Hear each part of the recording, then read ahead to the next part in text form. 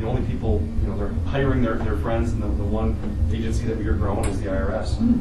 They're beefing up just so they can make sure that they're getting their money to fund their ever-expanding federal government.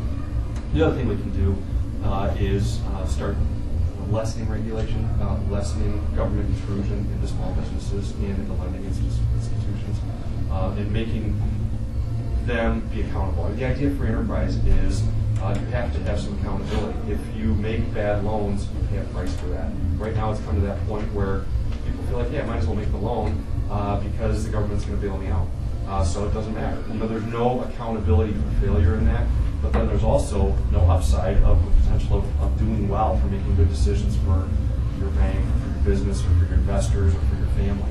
And that's got to change. So overall, my commitment is to shrink the size of government. We cannot spend money we don't have. The deficits that continue to build is, heard it before, I'm sure you've heard it too, and I really believe it. It's generational theft.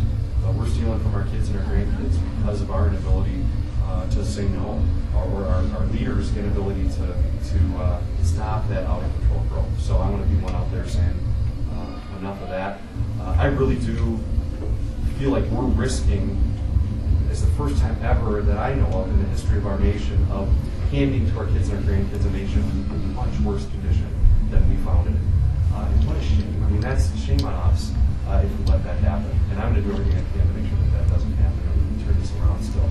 And have America be that place of hope and opportunity and freedom and liberty that we had grown. And it was under attack. We've seen attacks before. We've got an amazingly resilient nation.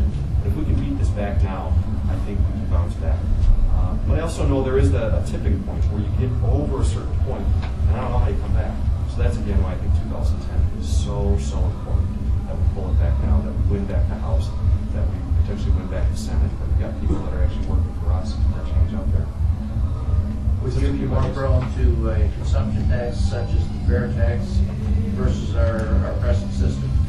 Oh, absolutely. Over our present system, definitely. And I want to talk more about fair tax, flat tax. I mean, the current system is absolutely broken and is not working. So we've got to do something differently. And so I'm very open and would be supportive of fair tax. I'd also be supportive of some sort of flat tax, that would simplify, where you wouldn't have so much, on either of those things, you wouldn't have so much money spent on compliance, wasted productivity that's going to comply with. Yeah, it really is punitive. It absolutely is. Yes?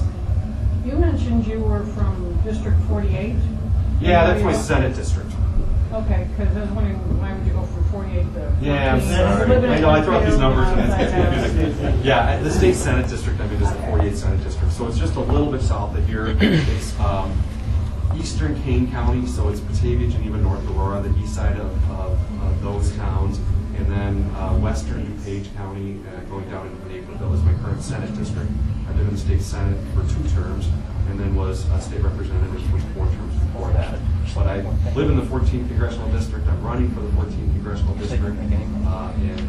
So 14th Congressional District, again, just so you all, I know you're aware of this, but it's all of Kane County.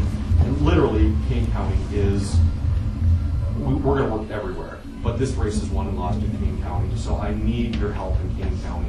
It's almost 50% of the vote comes out of Kane County. So if we can do well here and do well in other places, we can win this. Foster did embarrassingly well in Kane County, and that's got to change.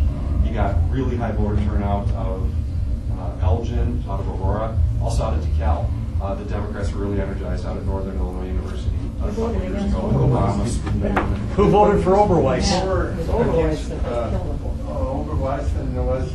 Yeah, I think that's true. I definitely think there was a real frustration with Jim Oberweis, and with Denny Master too. The way Denny left, I think there was a real frustration there. I think there was Republicans were disappointed. There wasn't a lot of energy there. I mean, a lot of people just stayed home. A lot of people said, I don't really like my options. I'm just going to stay home. Whether it was on the presidential level or the congressional level, and it hurt us. It really, really hurt us. But this time, that same thing isn't going to happen. We've got, I think, good candidates on a lot of different levels. We're working working hard, listening, responding to people, and Foster's not going to be able to hide under this idea that he's conservative. We know he is a very, very liberal congressman, one of the most liberal congressmen there is out in Washington, D.C.